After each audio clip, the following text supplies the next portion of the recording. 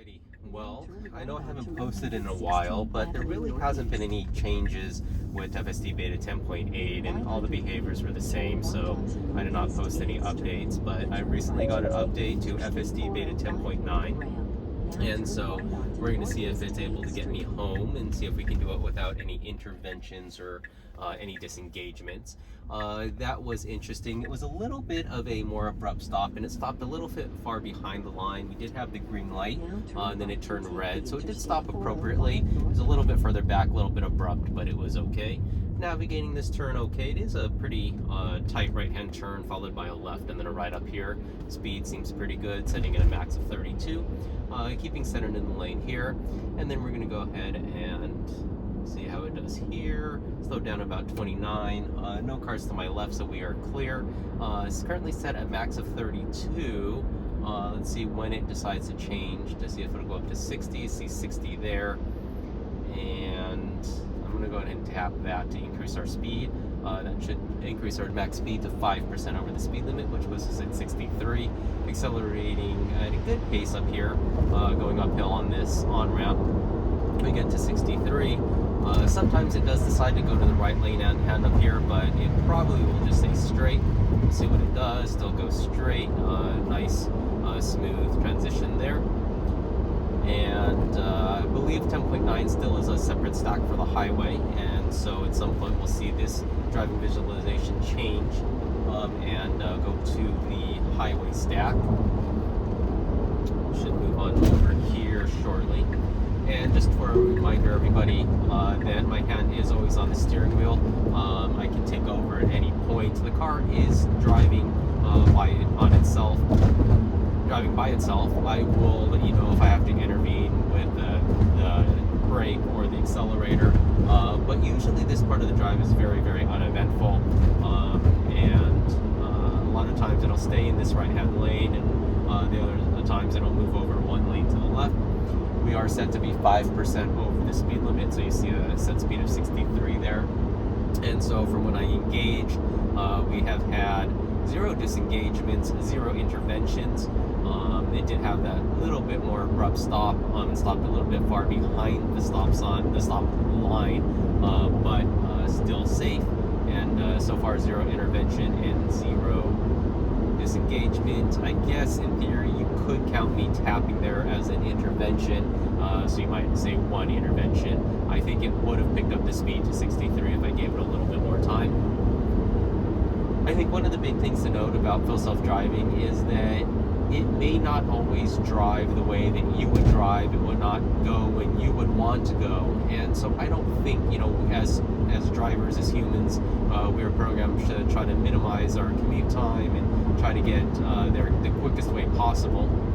And so try to remind yourself that when the car is driving, it is key thing is to not crash and get you there safely. And so some of the things that it does, you question why did it do that, but in my mind it's because there's something that it either doesn't have the information for, or it sees something that I'm not seeing that it thinks might be unsafe. And so no slowdown here. We have cars on the left there with the construction, and then we had a car off to the right with hazard lights on, and handled that well, and it did not slow down, just maintained its speed. And so going back to what I was saying is just remember that it's going to get you there safely, and it's going to get you there in one piece without crashing. That's the goal. The goal isn't to minimize your commute time, which I think a lot of people, when they're in their car, they don't want to be in it any longer than they have to be when they're commuting. So they want to pick the fastest lane, make their right-hand turn as fast as they can, the left-hand turn. But if you sit back and you treat it more like like you've either ordered an Uber or a Lyft or a taxi, and when you're sitting in the back of a taxi, you're letting the driver decide when they want to go, when they want to make that right-hand turn. And so I think just think of it as being driven instead of you driving the way you want, and I think the commute becomes a lot more enjoyable. And so it is pretty late at night. It's a little after midnight. There's not much traffic on the road. They're right behind me. There's 2 cars. There's one in the far left lane. I'm sorry, 3 lanes over to the left in the HOV lane, and then there's 1 car that is further back. It's 1 lane over to the left. We see a car up on the in front of us, 1 lane over to the left. This part of the drive is still using the highway stack, and so it should be pretty uneventful. And the car now passing 2 lanes over to the left. What I've noticed is improved behavior. As you guys saw, this lane, there was a merge on, so it widened out pretty far. I've noticed over the last few iterations, it does a good job of not jerking quickly to the right. It's a slow move over to center. A lot of times it'll actually just stay more to the left and be set up to be centered when the merge ends. We have a car coming in on the left, doing decent rate of speed, passing now. Then you have 1 car in the 1 lane over to the left, probably will pass in the next 10 or 15 seconds or so. The one thing I have to say is that since using this, it really, if you trust it and you let it do what it's going to do, you really don't have to intervene or disengage.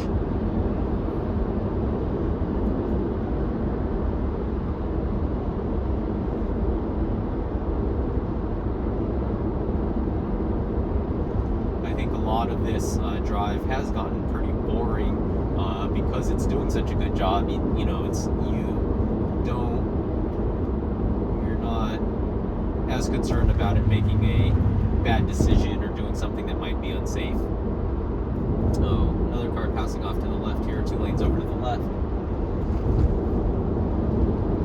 And so as you can see, our lane in front of us, pretty much clear. It will need to make a lane change, at least 1 over to the left, as to stay on 405 north here. But there's no reason that it needs to do it now. Like I said earlier, we're set to be 5% over the speed limit, so it's 63. There is a car merging on here to the right. It's going to be a little bit behind us, so I don't anticipate any slowdown from our car, and that car should merge in behind us. And we'll see the behavior here really just slightly moves over to the right a little bit, then corrected back to the left, and now staying centered for the lane in the left.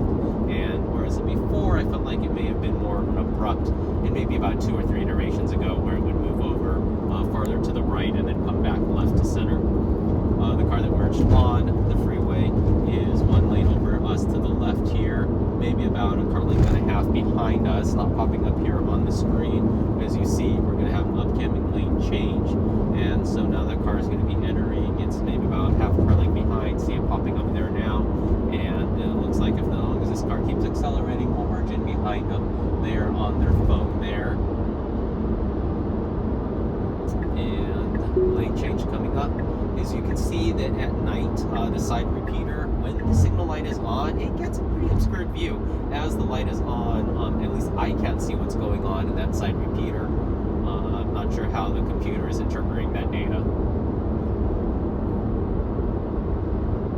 And so it looks like it's going to actually need to make another lane change here. 1 more to the left, and they'll go ahead and do that shortly. It usually does it close to where the billboards are, or the signs are. I'm completely clear to the left. There are no cars, and so pay attention to the side repeaters. It's just sort of the flashing side repeater sort of makes it hard to see what's in that side repeater. I believe the car though is not just using that side repeater; it's using the rear view camera. And so if we look at the rear view camera, you can see that it is having a better view here.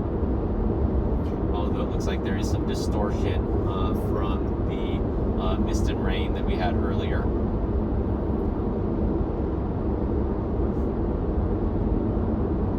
Why don't we go ahead and keep this view up for a little bit, just to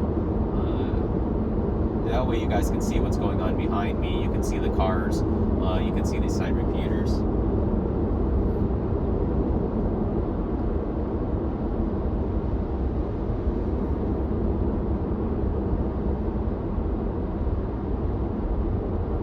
So I did not even feel any lateral movement with that merge there. So you see there's a car here to our right, headlights there. It'll merge in behind us, so I don't expect any slowdowns. I feel like I might end up taking a little bit of cleaning solution to this rear camera here, just to clean it up a little bit. So white car there on the left, popping up side repeater there, passing us here on the left here. That is a Toyota Corolla, I believe.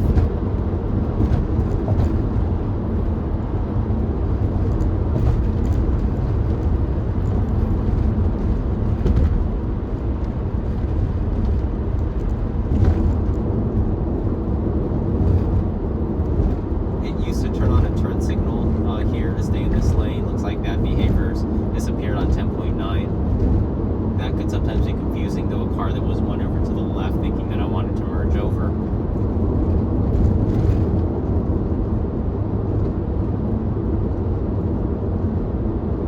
Looks like this view from the rear camera is cleaned up just a little bit. It's a little bit brighter out. It's easier for me to at least see what it's seeing.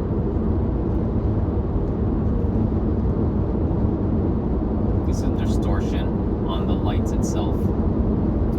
So you see a car up here to the right. We will need to be moving over to that lane. Given their trajectories, I don't anticipate any slowdown on our part. When we get probably the next half mile or so, it'll change lanes over to the right. I'm interested to see if there's any change in the behavior getting off the off-ramp. It does it well. Sometimes it does slow down a little bit more than I would slow down exiting the freeway. And you'll see here at the turn, at the right-hand turn up here, but we'll see what it does.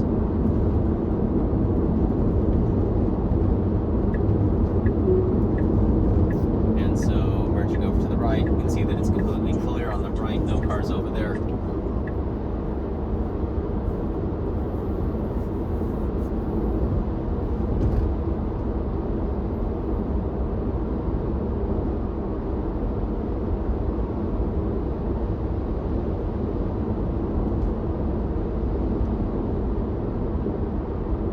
You see that it turned on the auto high beams. You see the reflection off the sign there. Auto high beams are still on. You can see that as the A. I think maybe it's less noticeable that it's not as where it turns on and off as much. They're turned off.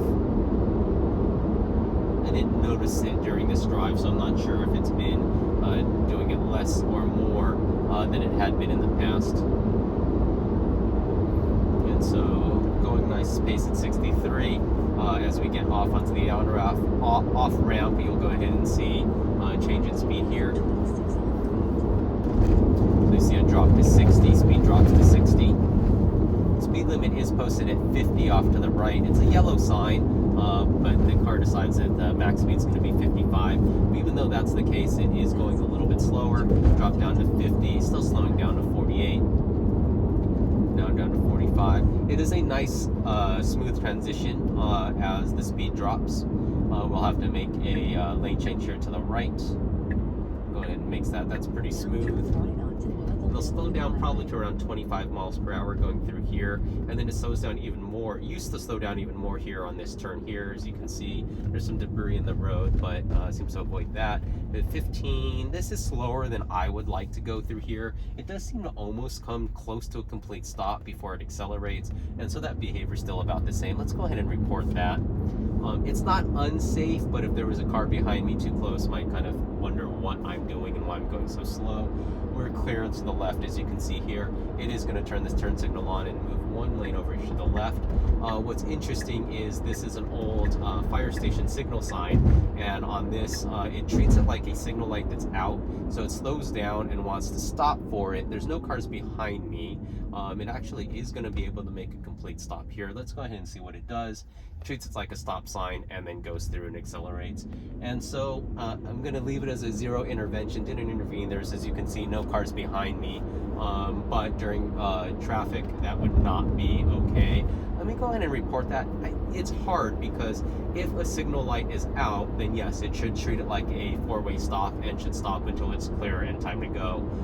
But in that case, because it's an emergency signal light that is no longer in use, it should ignore it. But I don't know if that is, I don't know how often it's going to encounter that, where there's going to be an emergency signal light that's been turned off, and that has been off for a while because they're redoing the fire station, and the fire station moved, I believe. So nice slowing behavior, coming up to a stop here.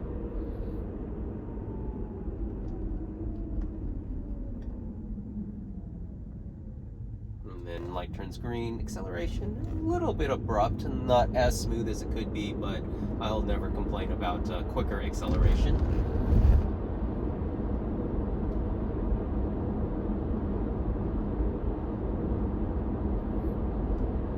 And so this rest of it, very uneventful. Because there's so little cars on the road, I don't anticipate that we'll have to change lanes over to the left to pass anybody. The right-hand turn coming up here in 1.4 miles, it has not had any problems. At the maybe 2 iterations ago, sometimes it would not make that proper merge into the right-hand lane, turn lane, and then would try to go through the intersection and miss the turn, but I've not seen that behavior in the last few weeks. And so, aside from me having to press the button when we were on the on-ramp to increase the speed to 63, that truly was a zero intervention drive. It did slow a little bit more exiting the freeway than I would like. It stopped at the emergency signal light that had been off, but it was safe and is going to get me home in one piece. And so, as you know, as far as driving goes, could it have done this without me in the driver's seat with my hand on the steering wheel monitoring it? Yes, it would have gotten home from leaving work and gotten to my house without any intervention. It would have been a little bit slower because it wouldn't have accelerated up to 63 as quickly because it would have waited probably a little bit longer on the on-ramp before accelerating to 63, but completely zero intervention. Did not have to do anything zero takeover. Did not have to do anything with the steering wheel, brake, or accelerator. And so overall, you know, I'm very impressed with the software. I know people are posting other videos where it's not doing as well. I'm not sure what the difference is, but at least with my version that I am getting with the cameras, the way my cameras are calibrated, the way it's interacting, it's great. I mean, I would have gone through because it was still yellow. The car waited a little bit and now is going, and then, you know, there was a car turning right here. Here, technically, the speed limit is 35 and it doesn't see it, so I'm going to mark that. I'm going to go ahead and intervene now, bring it up to 37, and then reset it as the max speed. And so we'll count that as 1 intervention or 2 interventions. So it was a zero takeover drive, 2 intervention drive, lights turning yellow, car's going to slow down. It has gotten to the point where it's expected that it's going to do the right thing when I'm driving, that it honestly is starting to get a little boring and how well it does, which is sad to say. I remember I used to be excited, yes, it's going to be a true no takeover, no intervention drive, but because that's becoming the norm, it is, yeah, at least say it's just a little bit boring. So from here on, it's pretty much straight to my house. So thank you for watching. If you haven't subscribed, please consider hitting that subscribe button. Leave a like, leave a comment if you want to see anything different. Let me know whether or not you like it with this camera view on. I might go ahead and just leave that on for the next videos, so you can actually see what I'm seeing in the rear view and the side view mirrors and the rear view mirror. So it merged over to the left. It was safe to merge over to the left. It didn't use a turn signal, so we'll see. All right, thank you for watching.